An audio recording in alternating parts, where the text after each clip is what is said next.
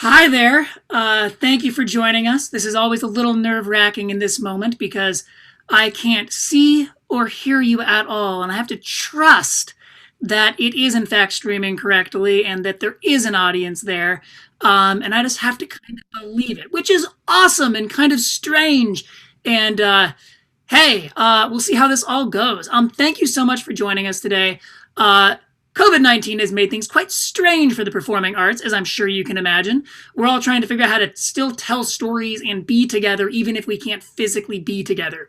Which is why we are incredibly proud of these students who have been meeting every week to explore some incredibly deep and thorny material, and practiced in such an unconventional medium to make this show for you. Julius Caesar is probably the most famous history play ever written, and it's somewhat shocking to experience it now and realize that almost 500 years after it was written, more than 500, and less than 500, but just shy of, and more than 2,000 years after the events that inspired it took place, the themes and the questions that the show raises are very much with us. This semester has been fascinating, not only as a matter of practicing the material, but also it's been really interesting for me, and I'm sure the directors, Leah and Kara, would agree, in watching our students actually really examine and grapple with the issues. We've been really proud of how intelligent and honestly brave they've been in examining and re-examining their assumptions and then their conclusions, because this is a show that can really bring different audiences to different answers when it comes as to who is the hero, who is the villain, who was right, who was wrong. Shakespeare very much left it open, and I'm really proud of the students who have embraced that ambiguity rather than running from it, and we certainly hope that you enjoy it. Before we begin, I want to give a big plug to our sponsor, Fruitvale Optometry. They've been wonderful in helping us continue operating. And if you like what we do and want to support, and you would like to be a sponsor for some shows going forward, please do email me at tyler@tomorrowyouth.org. And of course, if you like what we do and want to participate in the future, TYR Shakes will endure in the spring. We'll have our spring season announced soon and hopefully do some registration come December. So keep your eyes open. Last thing I want to say is that if you want to see another version of this show, our other cast does perform it tomorrow. And then next week we are going to move into the land of Oz for our original version of that tale, written specifically for Zoom, and that will be a lot of fun. So check out our website for all of it. I think that is all I've got. So please relax, lean forward, and enjoy our production of The Tragedy of Julius Caesar.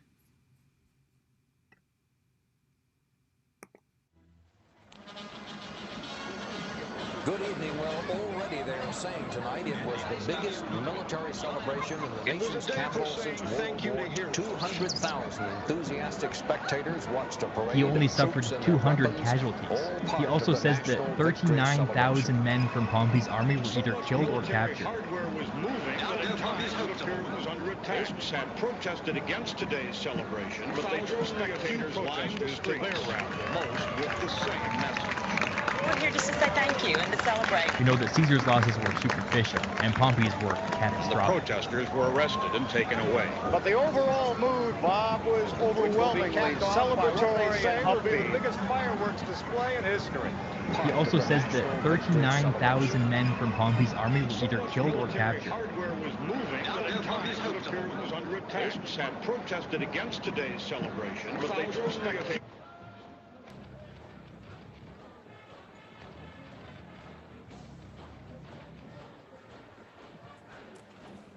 Hence, home you adult creatures, get you home. Is this a holiday? Speak, what trade art thou?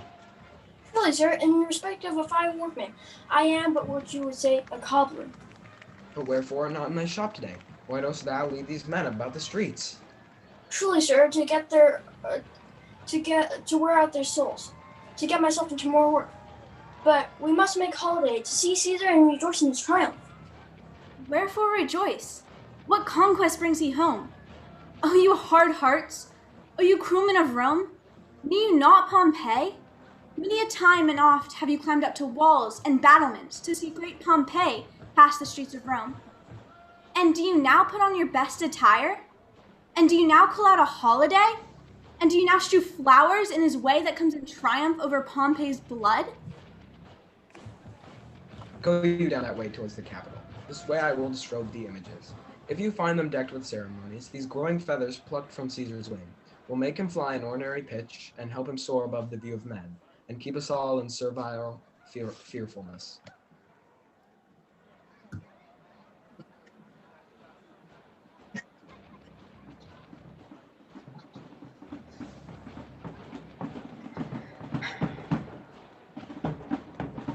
Calpurnius, hear my lord. Stand you directly in Antonius's way when he doth run his course. Antonius!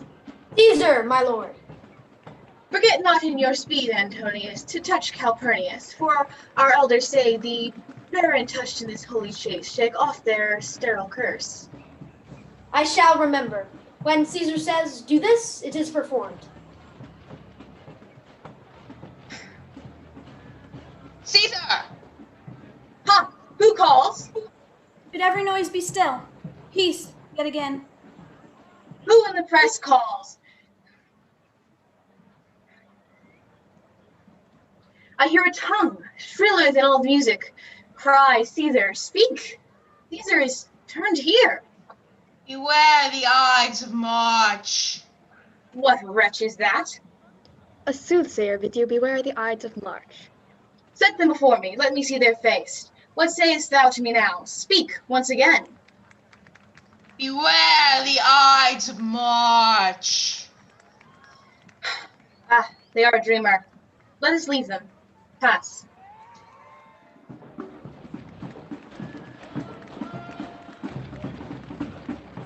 Will you go see the order of the course? I'm not gamesome. I do lack some part of that quick spirit that is in Antony. I'll leave you. Brutus, I do observe you now of late. I have not from your eyes that gentleness and show of love as I was wont to have. You bear too stubborn and too strange a hand over your friend that loves you. Cassius, I turn the trouble of my countenance merely upon myself. Vexed I am of late with passions of some difference. And so poor Brutus with himself at war forgets the show of love to other men. Then, Brutus, I've much mistook your passions. By means whereof this breast of mine hath buried thoughts of great value. Tell me, Brutus, can you see your face? No, Cassius, for the eye sees not itself. And 'tis very much lamented that you have no such mirrors as will turn your hidden worthiness into your eye. Into what dangers would you lead me, Cassius, that you would have me seek into myself, for that which is not in me? Therefore, good Brutus, be prepared to hear. And since you know you cannot see yourself so well as by reflection, I, your glass, will modestly discover to yourself that of yourself which you yet know not of. And be not jealous on me, gentle Brutus, were I a common laugher, or if you knew that I profess myself in banqueting to all around. Then hold me dangerous. What means this shouting? I do fear that the people choose Caesar for their king. I do fear it? Then must I think you would not have it so? I would not, dear Cassius, yet I love him well. I know that virtue to be in you, Brutus. Well, honor is the subject of my story. I was born as free as Caesar. So were you. We both have fed as well, and we both can endure the winter's cold as well as he. For once, upon a raw and gusty day, Caesar said to me, "Darest thou, Cassius, leap in with this angry flood with me and swim to yonder point?" I did plunge in, but ere we could arrive to the point proposed, Caesar cried, "Help me, Cassius, or I sink." So I did bear the Caesar from the water. And this man is now become a god, and Cassius is wretched creature who must bend his body if he but nod on him. Another general shout. I do believe these applauses are for some new honors that are heaped on Caesar. Why, man, he doth bestride the narrow world like a colossus. We petty men walk under his huge legs and peep about. The fault, dear Brutus, is not in our stars, but in ourselves. We are underlings. Men at some time are masters of their fates. Brutus and Caesar. What should be in that Caesar? Why should that name be sounded more than yours? Now, in the name of all the gods at once, upon what meat doth this our Caesar feed, that he hath grown so great? And when could they say till now, that talked of Rome, that her wide walls encompass but one man? What you would work me to, I have some aim, yet I would not be any further moved. What you have said I will consider. What you have to say, I will with patience hear. The games are up, and Caesar is returning. As they pass by, pluck Casca by the sleeve.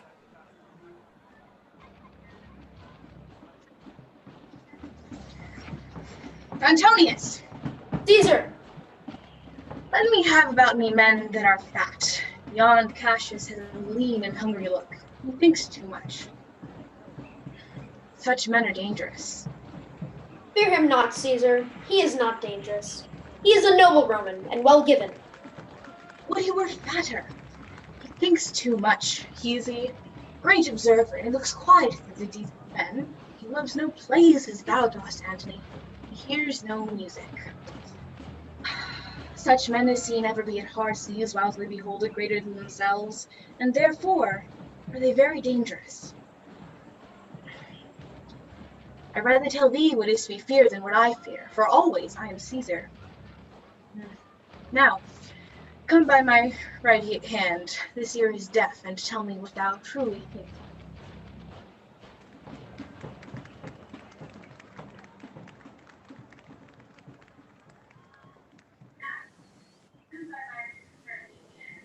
You pull me by the cloak. Would you speak with me?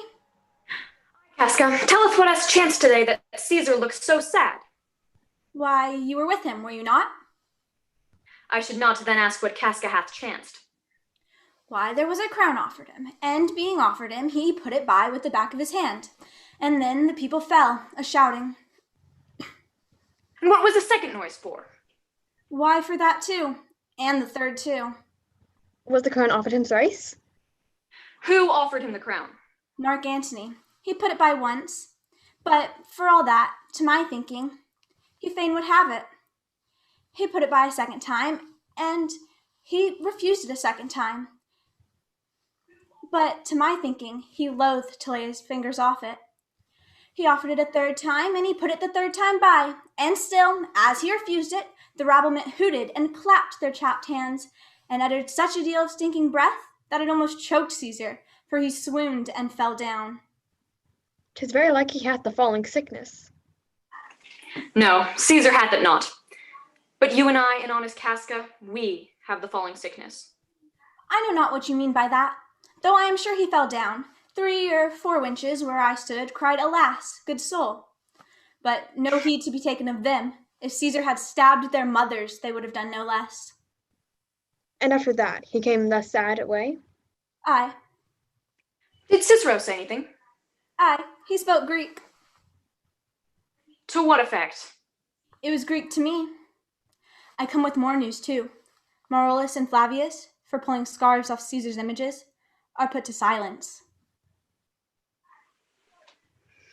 Will you sup with me tonight, Casca? No, I am promised forth. Will you dine with me tomorrow? Aye, if I be alive, and your mind holds, and your dinner worth eating. Good, I will expect you. Do so. Farewell both. What a blunt fellow is this grown to be. This rudeness is a sauce to his good wit, which gives men's stomach to digest his words with better appetite. And so it is. For now I will leave you. Tomorrow, if you please to speak with me, come home to me, and I will wait for you. I will do so. Till then, think of the world.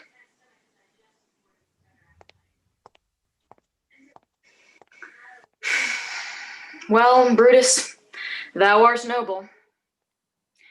Yet I see thy honorable metal may be wrought, from that it is disposed. Therefore it is meet that noble minds keep ever with their likes. For who is so firm that cannot be seduced? And after this, let Caesar seat him sure, for we will shake him, or worse days endure.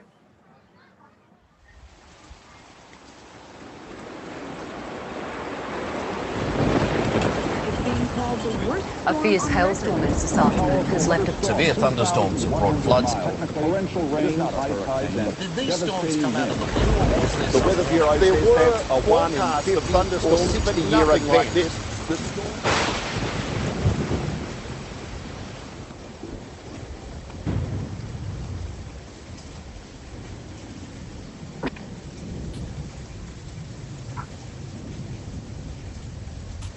Good evening, Casca. Brought you Caesar home? Why are you breathless, and why stare you so? Are you not moved? when the sway of earth shakes like a thing unfirm? O Cicero, I've seen tempests, when the scolding winds have rived the knotty oaks. But never till tonight, never till now did I see such a tempest-dropping fire.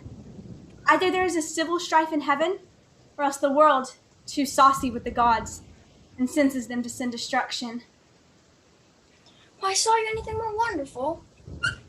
And when these prodigies do so conjointly meet, let not men say, these are the reasons, for they are natural. For I believe they are pretentious things, that come into the climate that they point upon. Indeed, it is a strange disposed time, for men may construe things upon after their fashion, and cling from the purpose of things themselves. Come, Caesar, to the capital tomorrow. He doth, for he bid Antonius send word to you that he would be there tomorrow. Then good night, Casca. This disturbed sky shall not be walked in. Farewell, Cicero.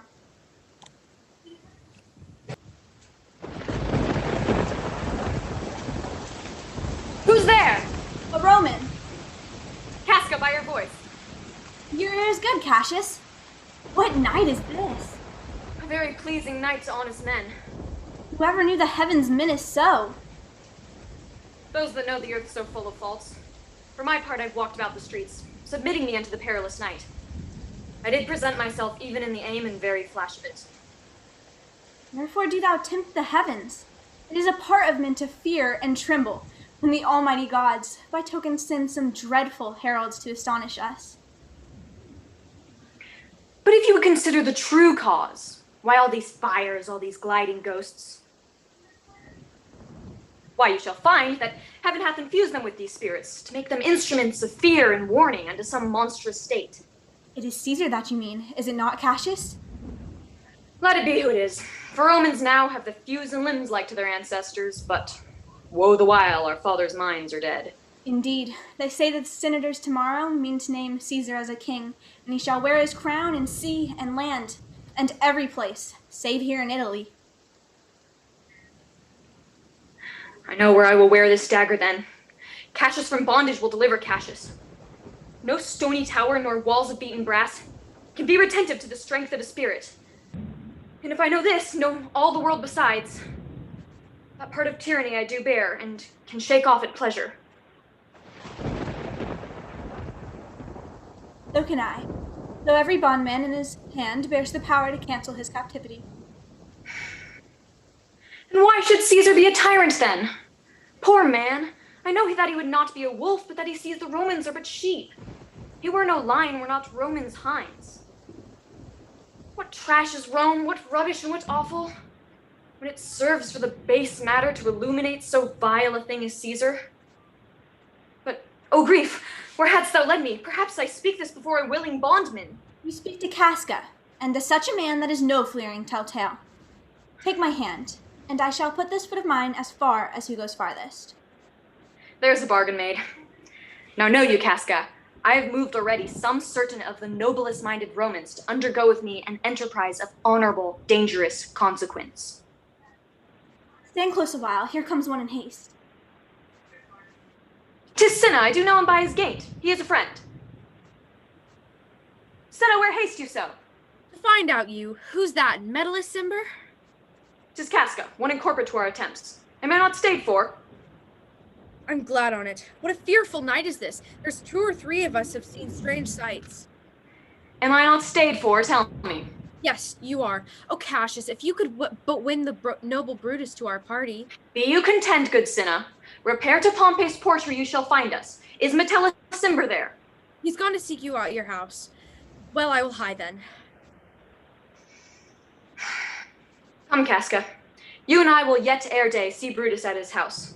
3 parts of him is ours already, and upon the next encounter, the man entire yields him ours. Oh, he sits high in all those people's hearts, and those that appear an offense in us, his countenance, with richest alchemy, will turn to virtue and to worthiness. Let us go.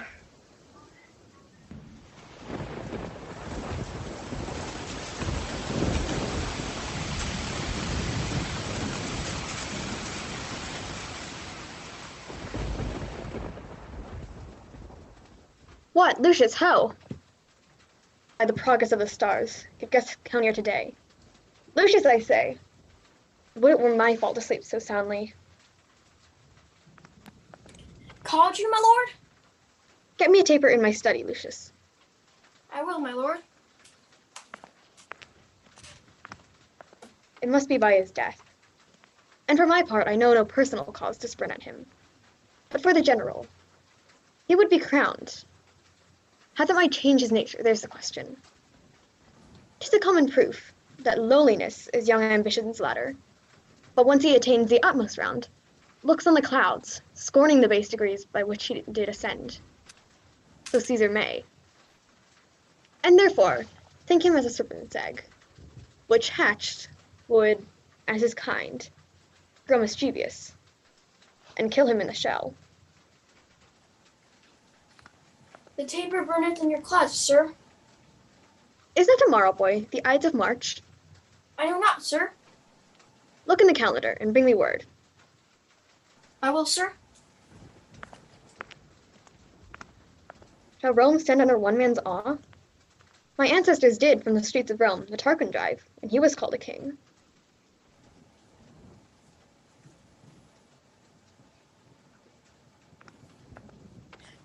Sir, March has wasted 14 days.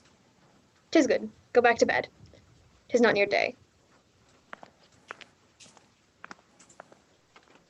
Since Cassius did first fight me against Caesar, I have not slept. Between the acting of a dreadful thing and the first emotion, all the interim is like a phantasma or a hideous dream. Sir, 'tis your brother Cassius at the door, who doth desire to see you. And sir, there are more with him. There has plucked about their ears, and half of their faces buried in their cloaks, so by no means I shall discover them. Let him enter. They are the faction. O conspiracy, shamest thou to show thy dangerous brow by night.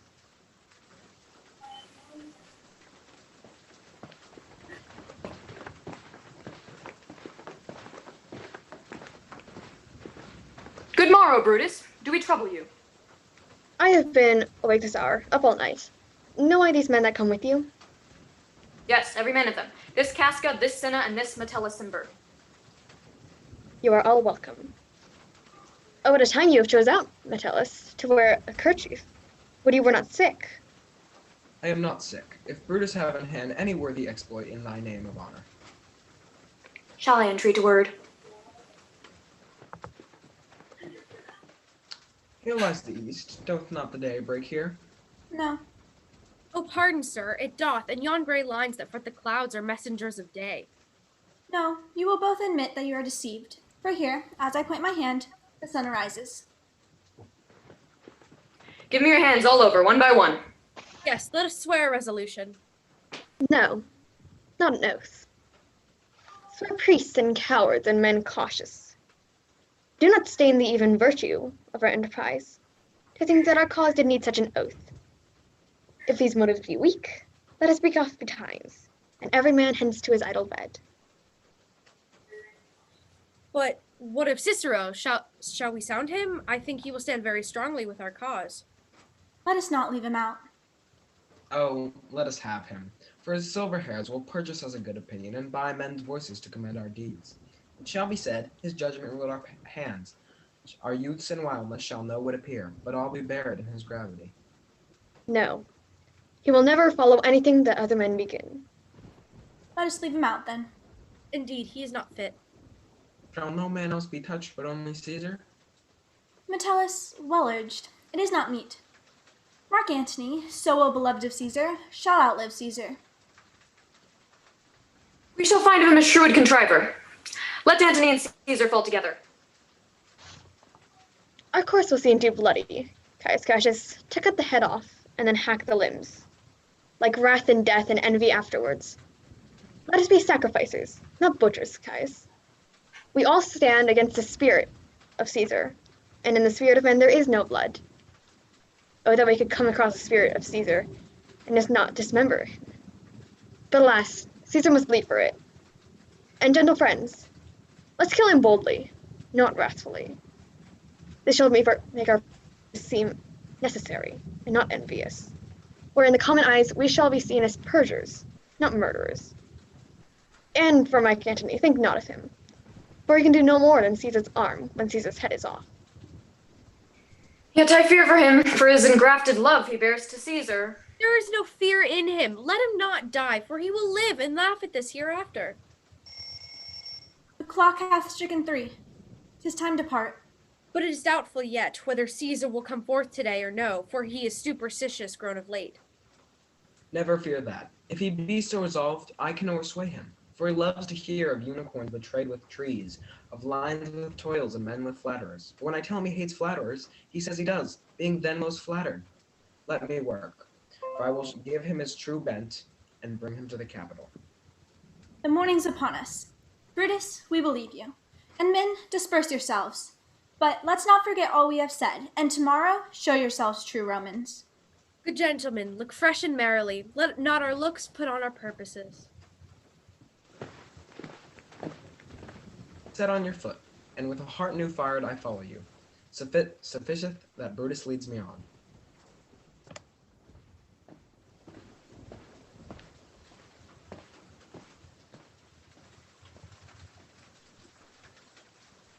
Boy, Lucius, fast asleep. It is no matter. Enjoy the honey-heavy dew of slumber. That has no figures nor fantasies. Its busy care draws in the brains of men. Brutus, my lord! Portia, wherefore you rise now? It is not for your health to thus commit your condition to the rock-cold morning. No, for yours neither. You've ungently, Brutus, stole from my bed, and yesternight at supper you suddenly arose and walked about, musing and sighing with your arms across. When I asked you what the matter was, you stared upon me with ungentle looks.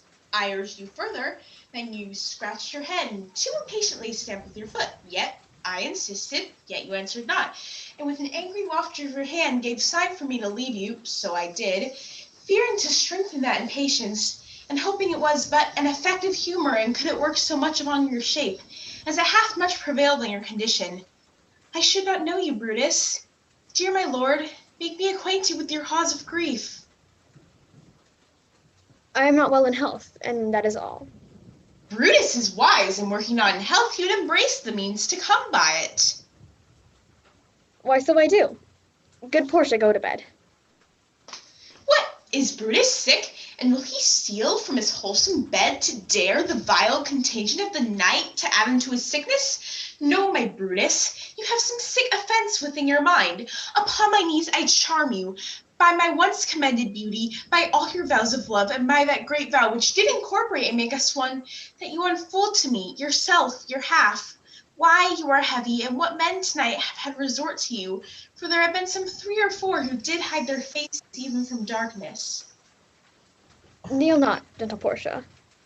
I should not need if you were gentle Brutus. Is it expected that I should know no secrets that appertain to you?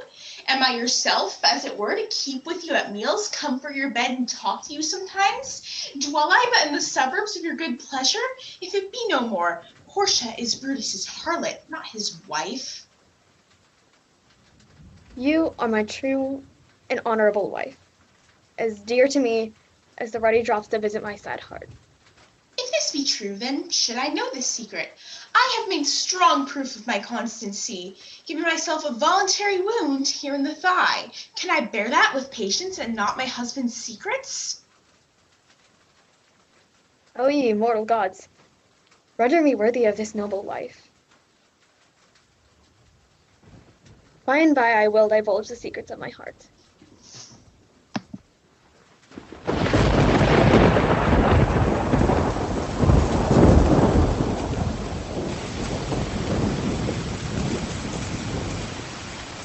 Nor heaven nor earth have been at peace tonight. Thrice hath Calpurnius in his sleep cried out, "Help ho, they murder Caesar." Who's within? My lord? Ah. Go bid the priests present sacrifice, and give me their opinions of my success. I will, my lord. What mean you, Caesar? Think you to walk forth? You shall not enter the house today. Caesar shall force the things that threatened me never looked on my back. When they see the face of Caesar, they are vanished. Caesar, I never stood on ceremonies, yet now they frighten me. There is one within, recounts most horrid sight seen by the watch. A lioness hath whelped the streets, the noise of battle hurled in the air. O Caesar, these things are beyond all use, and I do fear them. Yet Caesar shall go forth, for these predictions of the world in general as to Caesar. When beggars die, there are no comets seen. The heavens themselves blaze forth the death of princes. Cowards die many times before their death. The valiant never taste of death but once. It seems strange to me that men should fear, seeing that death, a necessary end, will come when it comes.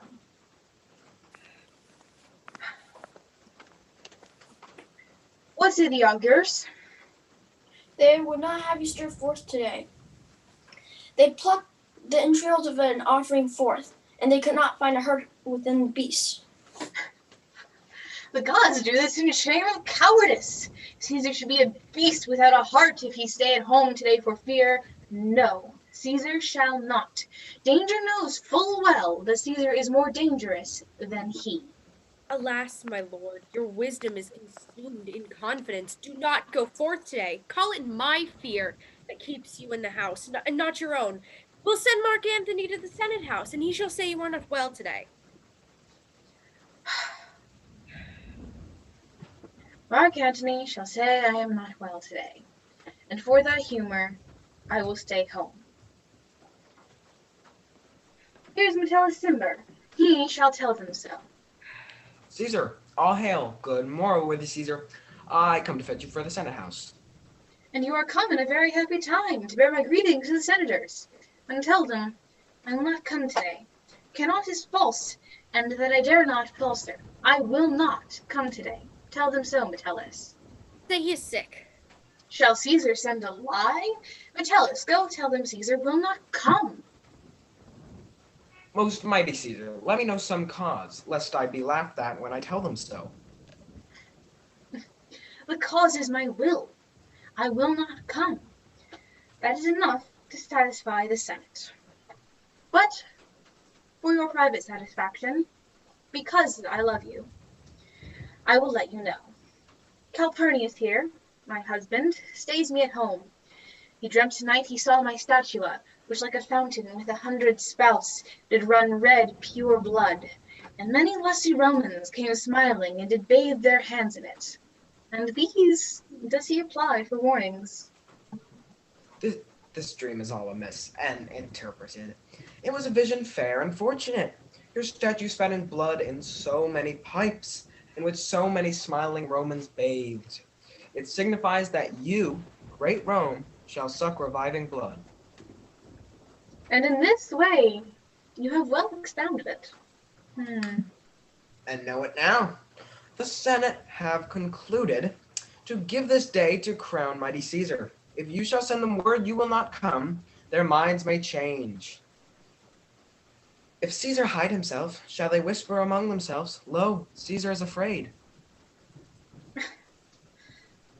No. How foolish your seems now, Calpurnius. I am ashamed they did yield to them. Give me my robe, for I will go. And look, where Antony has come to fetch me. See, Antony, that revels long o' nights, is not withstanding up. Good morrow, Antony. So, to most noble Caesar. Bid them prepare within. I have an hour's talk in store for you. Be near me, that I may remember you. Caesar, I will.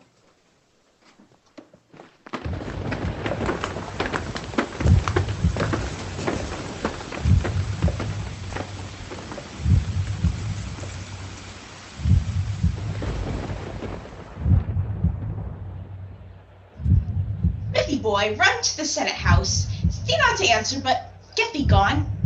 Why dost thou stay? Do you know my errand, madam? I would have had thee there and here again. Shall I run to the capital and nothing else? Shall I return to you and nothing else? Yes, bring me word, boy, if thy lord look well, for he went sickly forth, and take good note what Caesar doth, what suitors press to him. Hark! What noise is that? I hear none, madam. I prithee, listen well.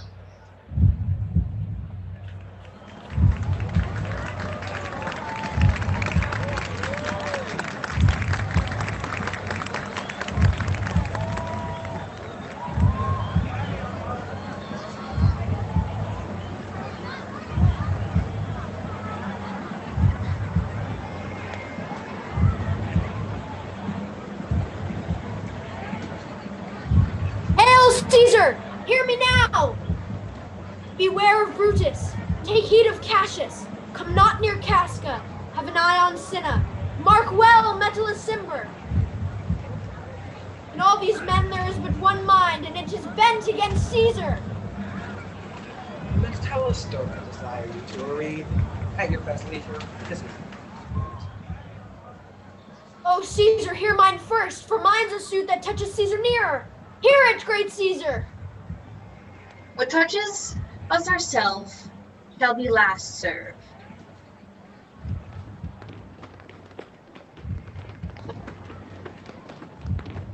Here are purposes covered.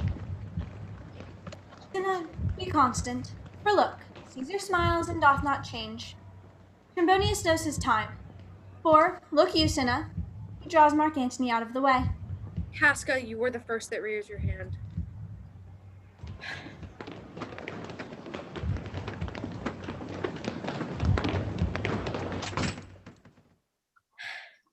Are we all ready? What is now amiss that Caesar and his senate must redress? Most high, most mighty, most puissant Caesar, Metellus Cimber throws before thy seat and humble heart. I must prevent thee, Cimber. These couching in these lowly courtesies might fly the blood of ordinary men and turn preordinance and first degree into the law of children. Be not fond to think that Caesar bears such rebel blood. Thy brother, by decree, is banished. If thou dost bend and pray and fawn for him, I spurn thee like a cur out of my way. No Caesar doth not wrong, nor without cause will he be satisfied. Is there no voice more worthy than mine own to whisper in great Caesar's ear for the repealing of my banished brother? I kiss thy hand, but not in flattery, Caesar, desiring that Publius Caesar may have an immediate freedom of repeal. I could be well moved if I were as you. But I am as constant as the northern star. Of those true fixed and resting quality, there is no fellow in the firmament. But the skies are painted with unnumbered sparks, but there is one in all who doth hold his place.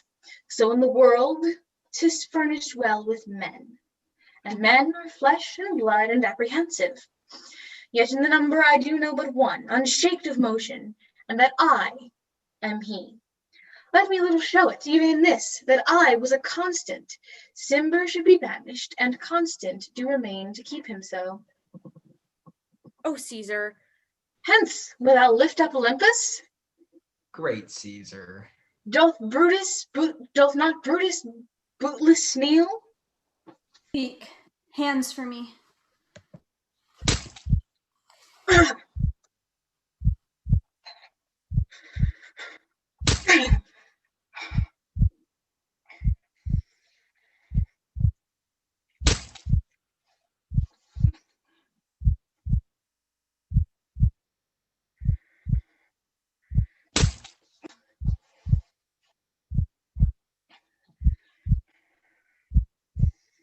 Et tu, Brute?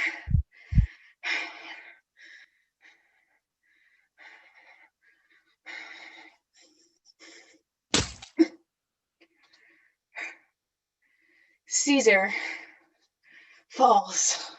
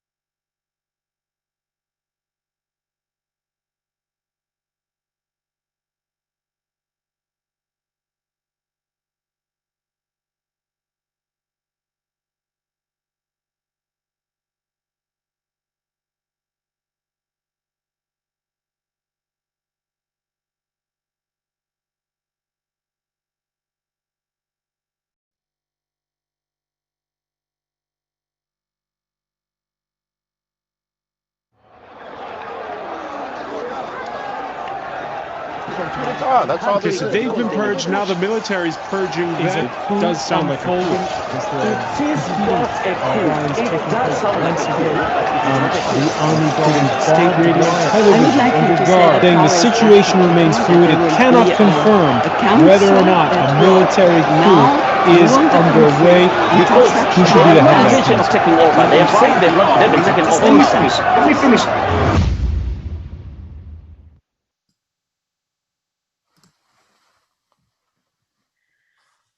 Where is Antony? Fled to his house amazed. Men, wives, and children scream, cry out, and run, as if it were doomsday. Fates, we will know your pleasures.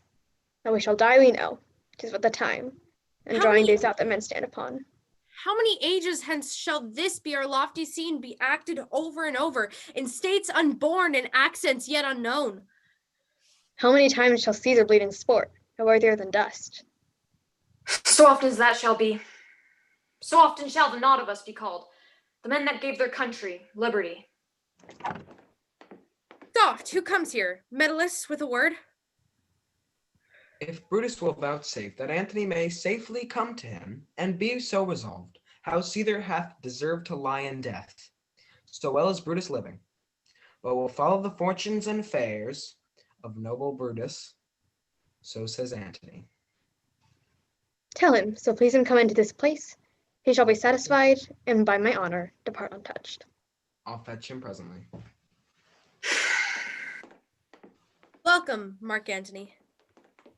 O mighty Caesar, dost thou lie so low? Are all your conquests, glories, triumphs, spoils shrunk to this little measure? Fare thee well.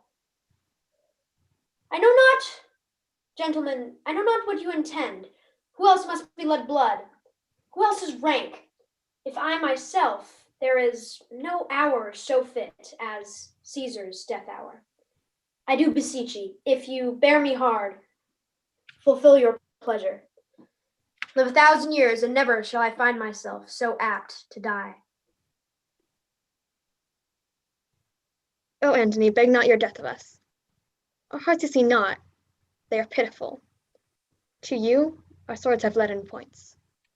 Marc Antony, our arms and hearts do receive you in, with much love, good thoughts, and reverence. Your voice shall be as strong as any man's in disposing of the new dignities. But do be patient till we have appeased the multitude, besides themselves with fear. Then we will deliver you the cause. I doubt not of your wisdom. Let each man render me his bloody hand.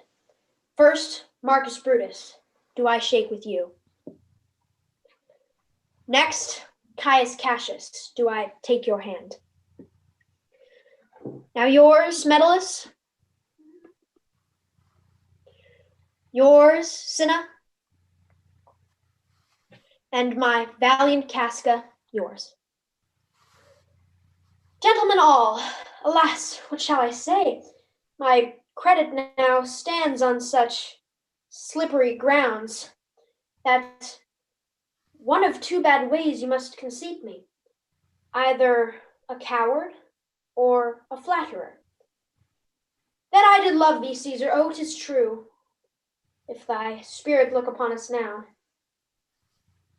Antony, I blame you not for praising Caesar so, but what compact mean you to have with us? Friends, am I with you all, and I love you all. Upon this hope that you would give me reasons why and wherein Caesar was dangerous. Or else were this a savage spectacle? That's all I seek, and am moreover suitor, that I may produce his body to the marketplace, and in the pulpit as becomes a friend, speak in the order at his funeral. You shall, Marc Antony. Brutus, a word with you. You know not what you do. Do not consent that Antony speak in his funeral. Know you how much the people may be moved by that which you will utter? I will myself to the pulpit first, and show the reason for our Caesar's death. It shall advantage us more than do us wrong. I know not what may fall. I like it not. Mark Antony, here, take you Caesar's body. You shall not, in your funeral speech, blame us, but instead speak all the good you can devise of Caesar. Be it so. I desire no more. Prepare the body, then, and follow us.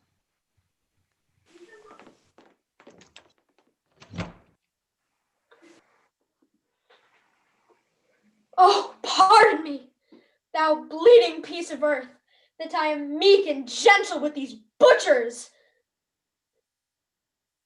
Thou art the ruins of the noblest man that ever lived in the tide of times. Over thy wounds now do I prophesy. A curse shall light upon the limbs of men, and Caesar's spirit, ranging for revenge, shall in these confines with a monarch's voice cry havoc, and let slip the dogs of war. Servant!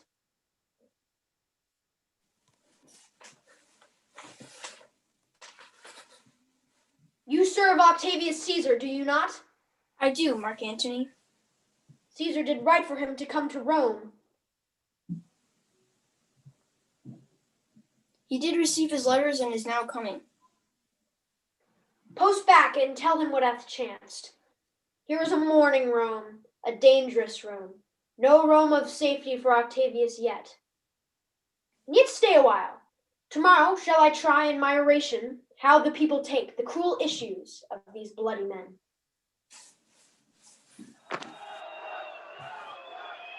Brought to a standstill. Hundreds of thousands of people paying their respects to Major General Julius Caesar, leader ahead of his burial. My point is, the stakes could not be higher. This is not a coup. I think by any safe understanding, he is in custody, safe and sound, but he's in custody. That means he can't do as he pleases. So he's effectively, that means he's in detention. The stakes could not be higher.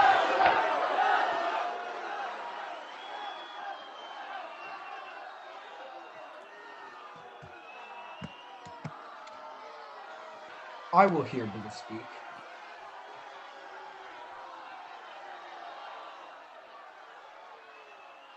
I will hear Cassius and compare their reasons, when we severally have them rendered. The noble Brutus is ascended. Silence!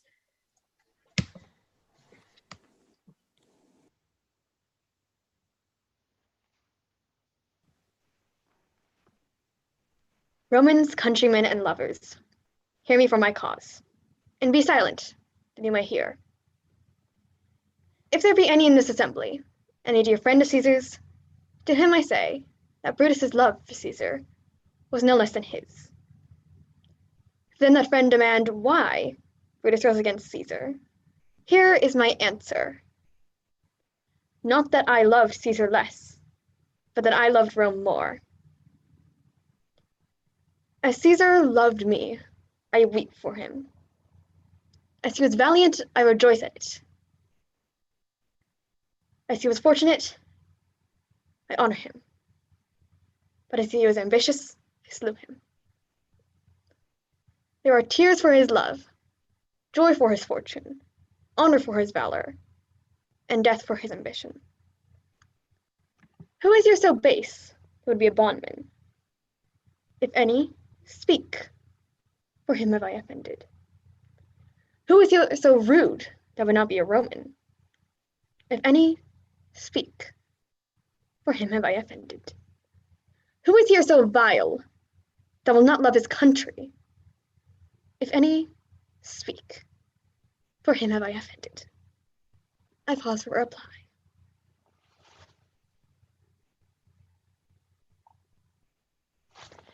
Then none have I offended. I slew my best lover for the good of Rome. I have the same dagger for myself, when it shall please my country to need my death.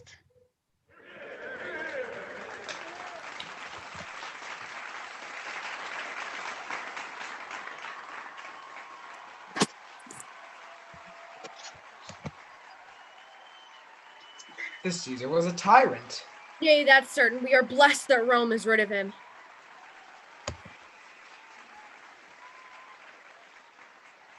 Grace to Caesar's corpse, and grace his speech, tending to Caesar's glories, Marc Antony, by our permissions, is allowed to make.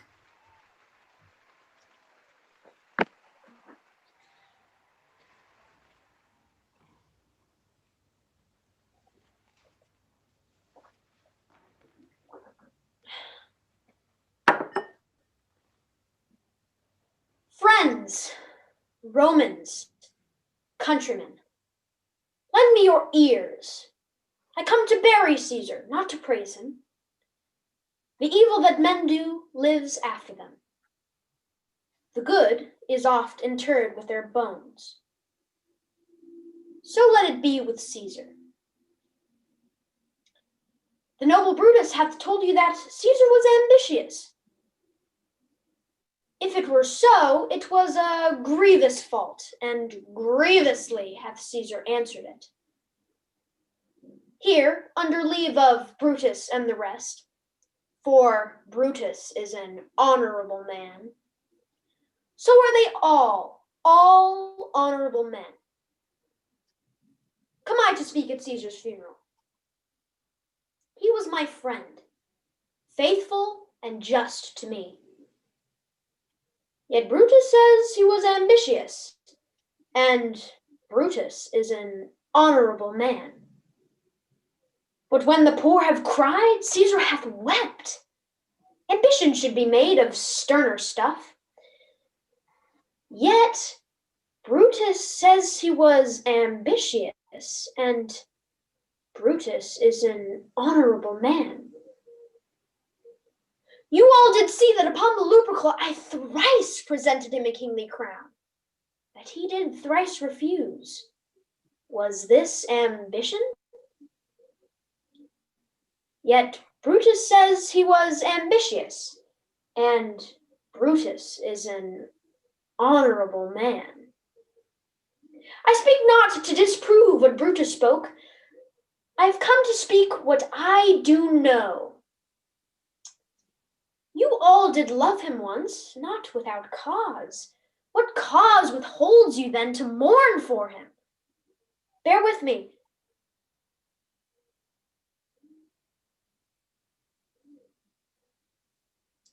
My heart is in the coffin there with Caesar, and I must pause till it come back to me.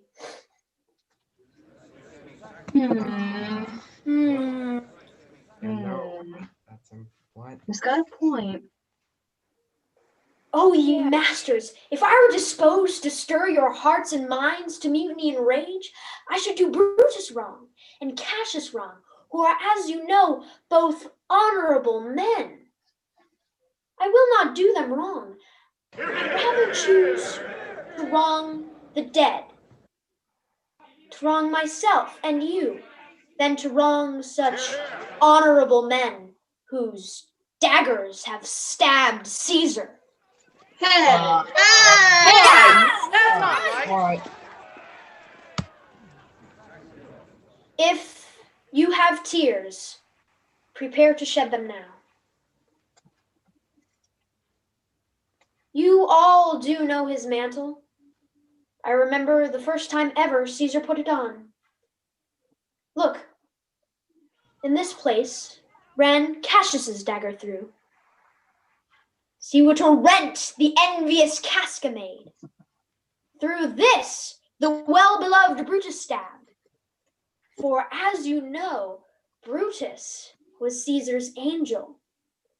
Judge, O you gods, how dearly Caesar loved him. This was the most unkindest wound of all. For when the noble Caesar saw him stab, ingratitude, more strong than traitor's arms, quite vanquished him and burst his mighty heart. Kind souls, what weep you when you but behold our Caesar's vesture wounded? Look you here, here is himself, marred as you see, with traitors! Traitor! Good friends, sweet friends, let me not stir you up into such a sudden flood of rage and mutiny. Those who have done this deed are honorable, and will with no doubt reasons answer you. I am as you know me all, a plain, blunt man. I've come to say to you that which you yourselves do know. Show you sweet Caesar's wounds, and bid them poor dumb mouths, and bid them speak for me. But were I Brutus and Brutus Antony, and Antony would ruffle up your spirits, and stick a tongue in every wound of Caesar's, to move the stones of Rome to rise in mutiny. No.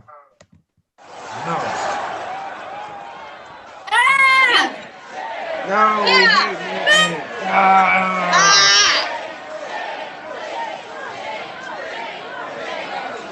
Here was a Caesar! When comes such another?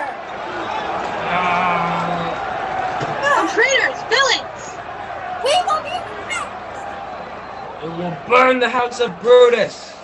Don't get fired!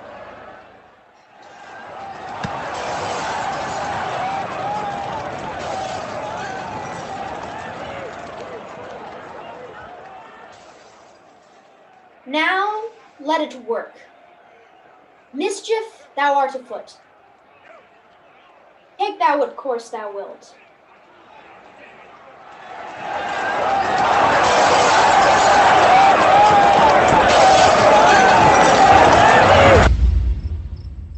I dreamt tonight that I did feast with Caesar, and things unlucky charge my fantasy. I have no will to wander forth of doors, yet something leads me forth.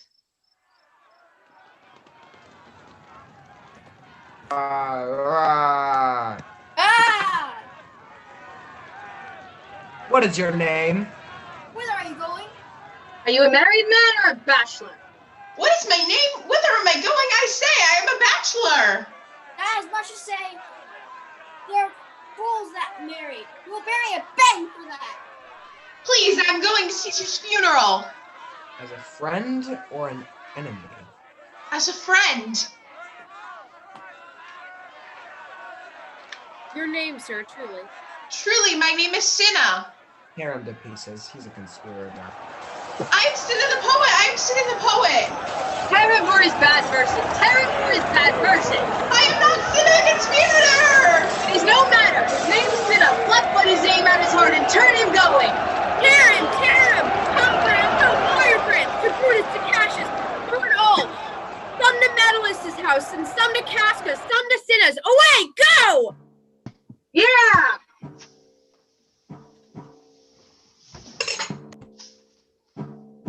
Continuing coverage Junius of the Brutus wound up campaign, which fleeing now Rome has and begun disguising to himself liberate as a In Gaul. the eastern Rebel Mediterranean, forces that have been advancing on the eastern city of in Alexandroupolis, in Octavian and his northeast ally Greece. Marc regime Antony. forces We're struck in back control and of took this the territory here. back from The regime troops are forces. seizing control of enforcing Not a mass only exodus. will joint It has defense been a exercises increase, tumultuous time. Caesar in the for free making his great territories nephew, against the Octavian, backdrop his of adopted these son serious and heir. attacks in which the regime and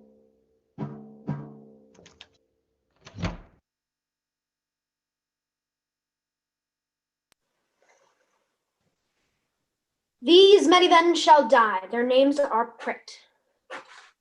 Your brother too must die. Consent you, Lepidus? I do consent. Prick him down, Antony. Upon condition, Publius shall live. Who is your sister's son, Marc Antony? He shall not live. Look, with a spot, I damn him.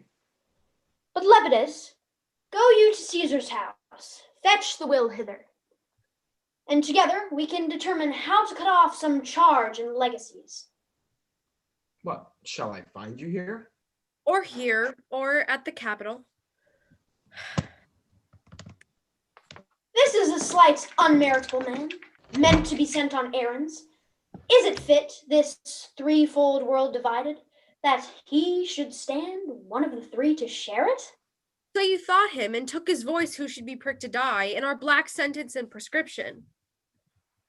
Octavius, I have seen more days than you, and though we place these honors on this man, to spare ourselves of divers slanderous loads, he shall but bear them as the ass bears gold. You may do your will, but he is a tried and valiant soldier. So is my horse, Octavius, and for that I do appoint him store of provender. Do not speak of Lepidus, but as a property. Brutus and Cassius are levying powers. We must straight make head. Therefore, let our alliances be combined, our best friends made, our means stretched. Let us presently go sit in council, how covert matters may be best disclosed, and open perils surest answered. Let us do so, for we are at stake and bayed about with many enemies, and some that smile have in their hearts, I fear, millions of mischiefs.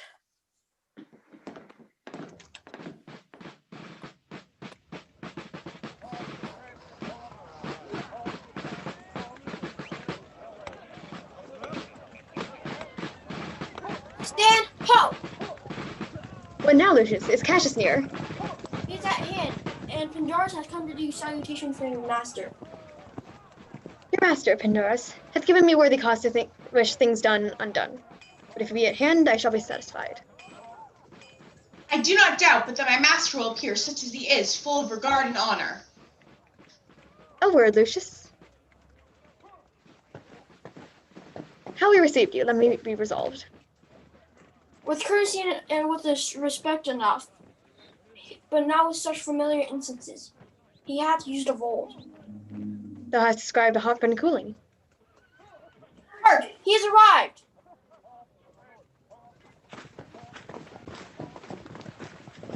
Most noble brother, you have done me wrong, and when you do them... Speak your grief softly. Before the eyes of both our armies here, let us not wrangle. Pindarus, bid our commanders lead their charges off. That you have wronged me doth appear in this. You have condemned and noted Lucius Pella for taking bribes here on the Sardians, wherein my letters, praying on his side, because I knew the man, were slighted off. You wronged yourself to write in such a case. In such a time as this, it is not meet that every nice offense should bear his comment.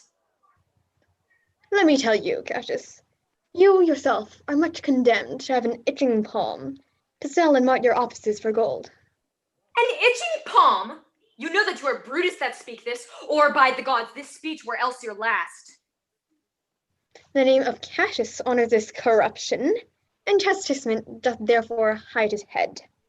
Chastisement? Remember March, the Ides of March, remember? What, shall one of us that struck the foremost man of all the world, shall we now contaminate our fingers with such base bribes? I had rather be a dog, and bay at the moon, than such a Roman. Brutus, bait not me. I am a soldier. Have mind upon your health. Tempt me no further. Further, fret to your proud heart break. Go and show your troops how choleric you are. Was that crouch under your testy humor? By the gods, you shall digest the venom of your spleen, though it do split you. A friend should bear his friend's infirmities, but Brutus makes mine greater than they are. I do not, till you practice them on me. Come, Antony and young Octavius, come! Revenge yourselves alone on Cassius, for Cassius is weary of the world, hated by one he loves, braved by his brother. There's my dagger.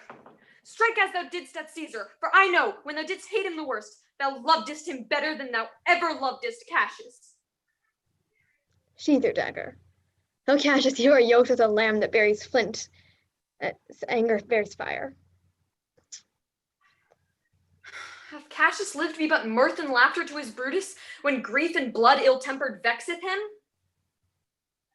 When I spoke that, I was ill-tempered too.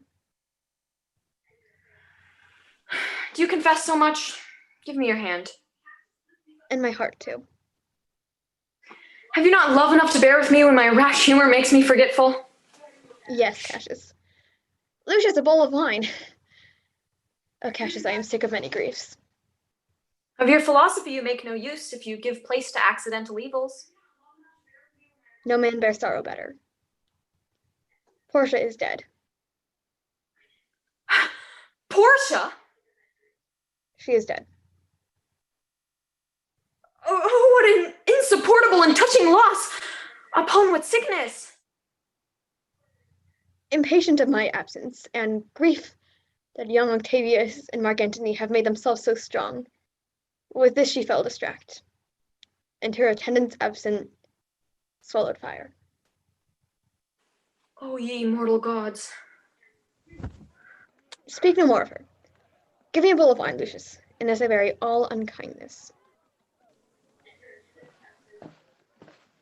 Messala, a seeker of a noble cause. Brutus, I've here received letters that young Octavius and Marc Antony come down upon us with a mighty power. Self have letters of the self-same tenor.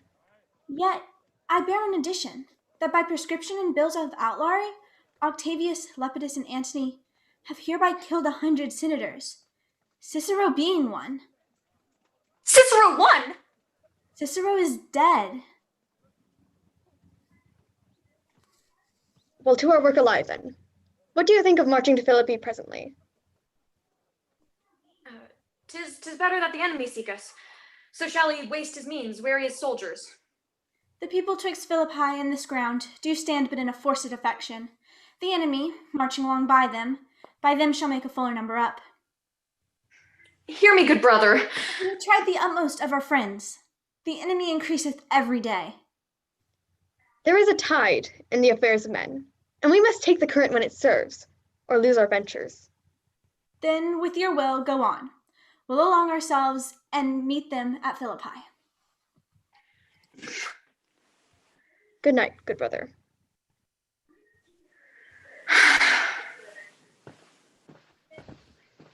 Lucius, lie in my tent and sleep. So please you, I will stand and watch your pleasure. I would not have it so. Here, Lucius, here's a book I sought for. I put it in the pocket of my gown. I'm sure your lordship did not give it to me.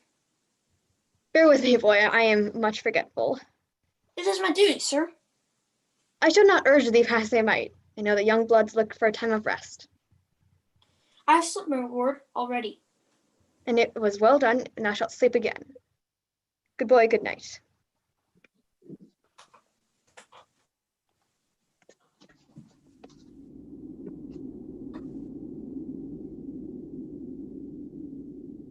Ha! Who comes here? Thy evil spirit, Brutus. Why comest thou? To tell thee that I shall see thou at Philippi. Where then I shall see thee again? Aye, at Philippi. Why then I shall see thee at Philippi then.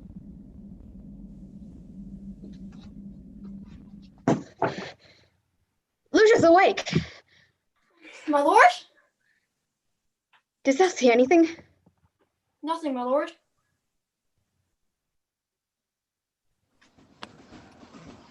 Make no mistake about it. That would be the biggest. This is the way we can strike the hardest blows against Investigations continued to Julius Caesar indicated he was going to make Octavius rather than Decimus his heir. Then we would be isolated from our sources of supply and detached from our friends. After for quite some time.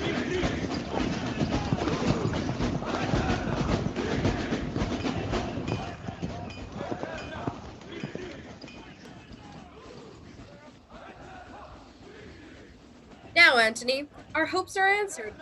You said the enemy would not come down, but keep the hills and upper regions, it proves not so. Tut, I am in their bosoms. I know wherefore they do it. They could be content to visit other places and come down with a fearful bravery. Thinking by this face, could fasten in our thoughts that they have courage, but 'tis not so.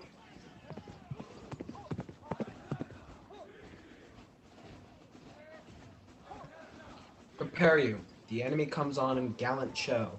Their bloody sign of battle is hung out, and something to be done immediately.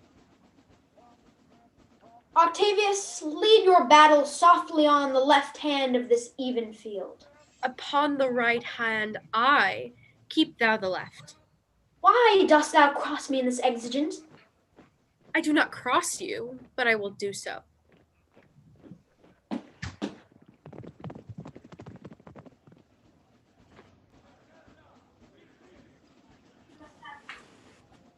They stand and would have parley. Stand fast, good friends. We must out and talk.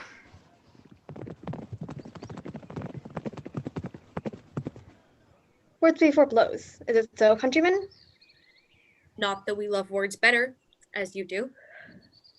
Good words are better than bad strokes, Octavius. But in your bad bad strokes, Brutus, you deliver good words.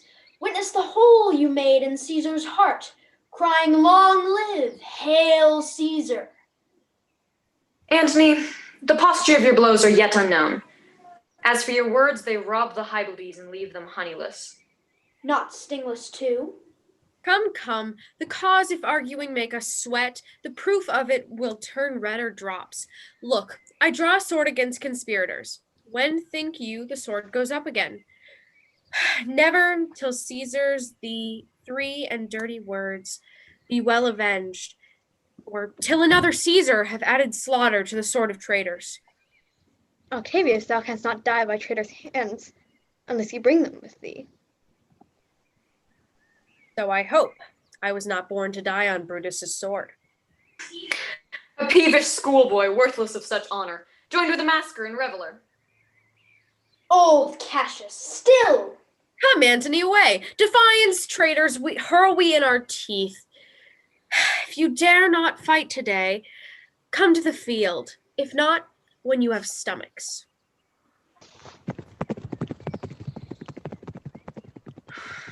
The storm is up and all is on the hazard. Ho, Pindarus! My lord? Stand fast, I must have words with Messala. Pindarus? What says my general? Pindarus, this is my birthday, as this very day was Cassius born. Give me thy hand, Pindarus.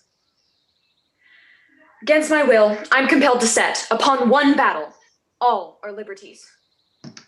You know that I held Epicurus strong, and his opinion. Now I change my mind. Believe not so. I but believe it partly, for I am fresh of spirit and resolved to meet all perils very constantly.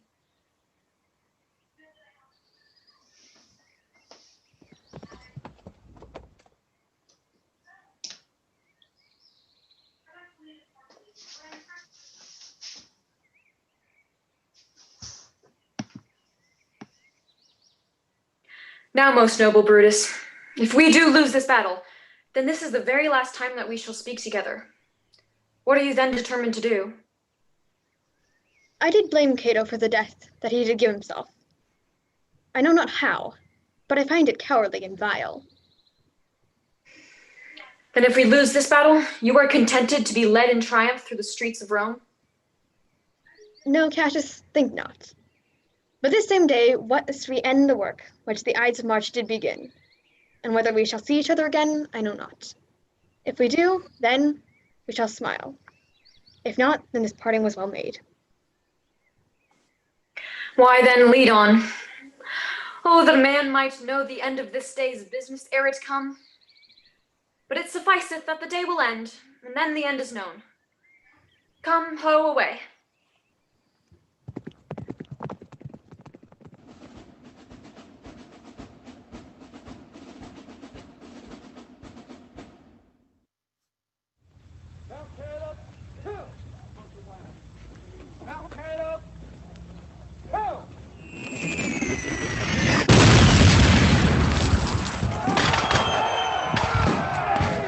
Ride, Messala, ride, and give these bills unto the legions on the other side.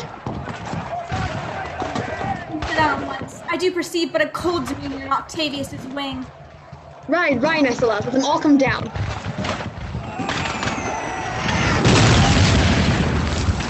Look, Pindarus, look, the villains fly! Oh, Cassius, Brutus gave the word too early. Now we by Antony are all enclosed. Fly further off, my lord, fly further off. This hill is far enough. Lucius, if thou lovest me, mount thou my horse and hide thy spurs in him. I will be here again, even with a thought. Go, Pindarus, get higher on that hill. This day I breathed first. Time has come around. And where I did begin, there shall I end. My life has run his compass.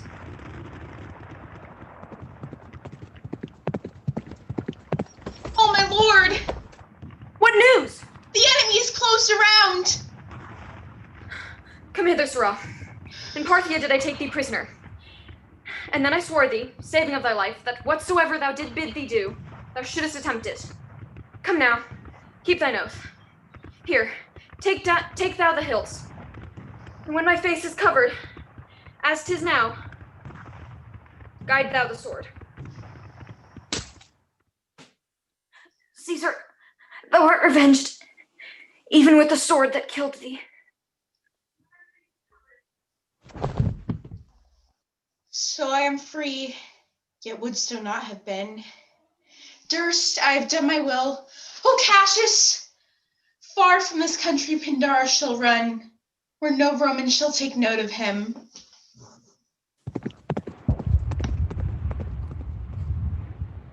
It is but changed, Lucius. Octavius is overthrown by the noble Brutus's power, as Cassius's legions are by Antony. These tidings will well comfort Cassius. And not he that lies upon the ground? Oh, my heart, O setting sun! Mistrust of my success hath done this deed. Mistrust of good success hath done this deed. Why didst thou send me forth, O brave Cassius? Did I not meet thy friends? And did they not put on my brows the wreath of victory, and bid me give it thee? But hold thee, take this garland on thy brow. Thy Brutus bid me give it thee, and I will do his bidding. O Caesar, thou art mighty yet. The last of all the Romans, fare thee well. Friends, I owe more tears to this dead man than you shall see me pay. I shall find time, Cassius. I shall find time. Let us do the field, and yet your knight, let us try our fortune in a second fight.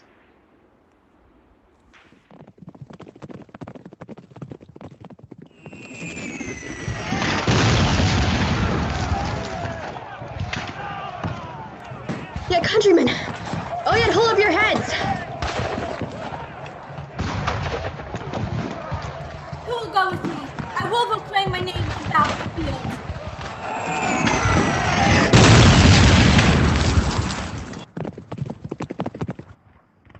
Yield or thou diest. Only I yield to die. We must not. A noble prisoner. Where is he? Safe, Antony. Brutus is safe enough. I dare assure thee that no man shall ever take alive the noble Brutus. The gods defend him from so great a shame. And if you do find him, or alive or dead, he will be but Brutus, but himself. Go on. See whether Brutus be alive or dead, and bring us word unto Octavius's tent, how everything hath chanced.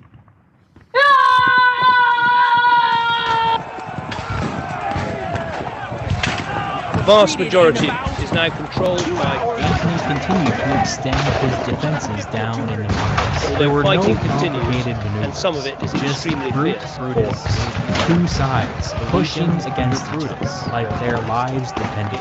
His He regime escaped into is the falling nearby apart, hills. and This is in is full a big Brutus win after a hard fight.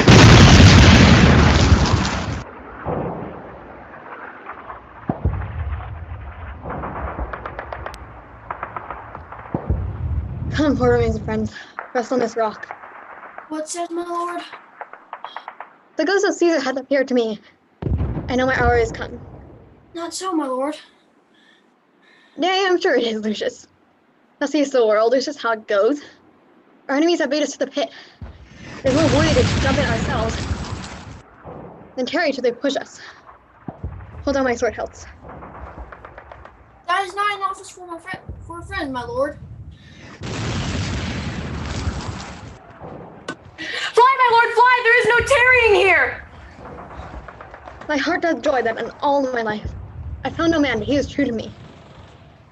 I have glory by this losing day, more than Octavius and Marc Antony. So fare you well, for Brutus's life has almost ended. Life's history. Fly, my lord, fly! Lucius, thou art a fellow of good respect. Hold on my sword hilt. What thou, Lucius? Give me your hand first. Very well, my lord. Very well, good Lucius.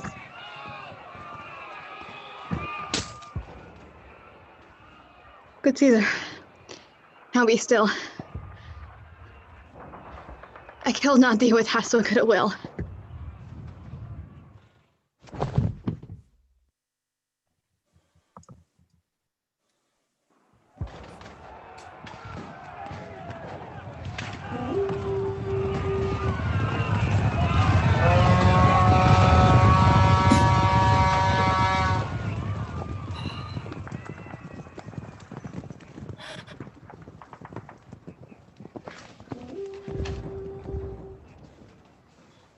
What man is that? Lucius, where is thy master? Free from the bondage you are in. Messala, the conquerors, can but make a fire of him. For Brutus only overcame himself, and he hath no honor by his death. All that soothe Brutus, I will entertain them. Fellow, wilt thou bestow thy time with me? Aye, sir. Clear the field.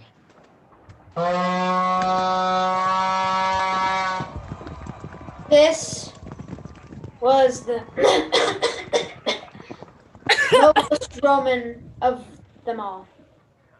All the conspirators, save only he, did what they did in envy of great Caesar.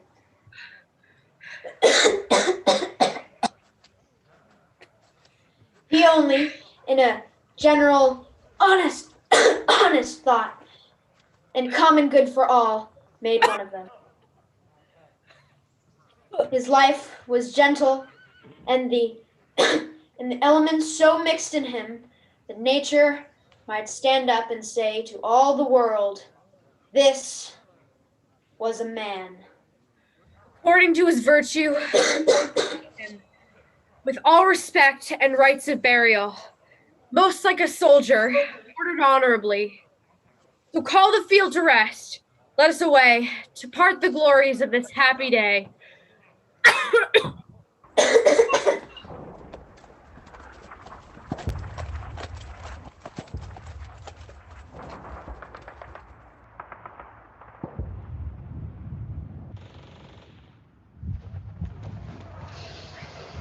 Year hasn't seen any new let-ups in the fighting. Lepidus attempted to seize Sicily for himself. Still cheer in the native workforce, and the rich sit simply consuming From there, the all they triumvirate, can. as it was The called, Republic split is the at a empire up precipice, into for the thirds, nearly continuous wars all that about permanently reshaping Rome as an imperial monarch. Also growing. Not only was this distinctly kingly behavior on his part, the next day Octavius showed up in the Senate. Octavian had the board tilted in his favor from day one. We may be facing the end of The Roman Republic has been living on borrowed time for over a century by this point already, so really... And this is how republics fall.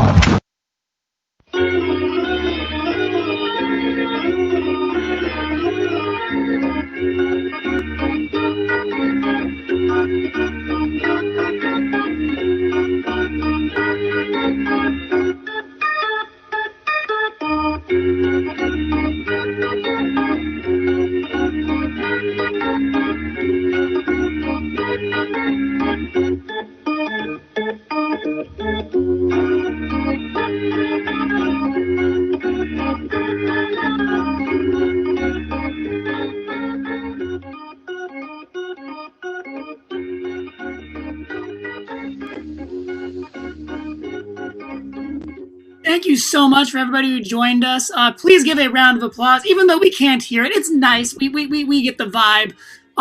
Thank you so much. If you enjoyed the show, we are, since we did just stream it on YouTube, I'm going to make sure it's available for rewatch at the same YouTube address, hopefully. And if not, I'll make sure it's linked on the website so it's easy to find. Thank you again so much. I want to give one more really quick plug to our sponsor for this season, which was Fruitvale Optometry. I want to remind you that there's another cast doing this at 7 p.m. tomorrow, which is a different production, different interpretation. So if you want to see like it from a different angle, that's a way to do it. It's one of those shows that kind of encourages that. And of course, our Oz show's beginning next week. If you want to participate in TYR stuff in the future, please check our website. It will be there. thank you so much, and have a wonderful evening. And one more for these amazing actors.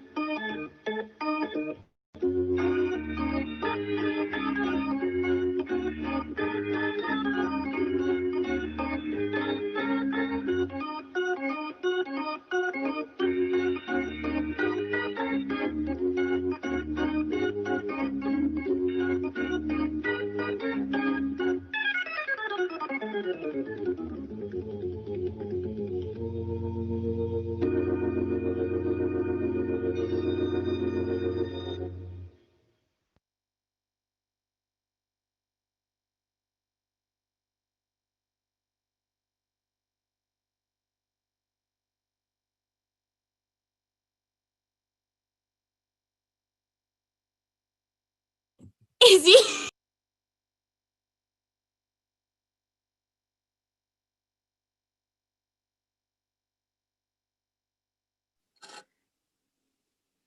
Still alive. Hi. Hi everyone. Hi guys. Hello. I'm Callum. Are we still live? You're still live, by the way. We are still live. And I'm also. We're just shouting over each other. Yeah. We love each other. We're all best friends. Yeah, best friends now. Okay. You guys never be able to carry us. Your best friend, it's over because we already are all best friends. But like, if you want to be best friends, come to Wednesday Shakespeare. Yeah. Want to say thanks to all my family. Yeah, we also. Yeah. Guess what else we do? Guess what else we do? This play right now. D&D here. We do D&D here. We do like I'm trying to remote. Okay, we do D&D.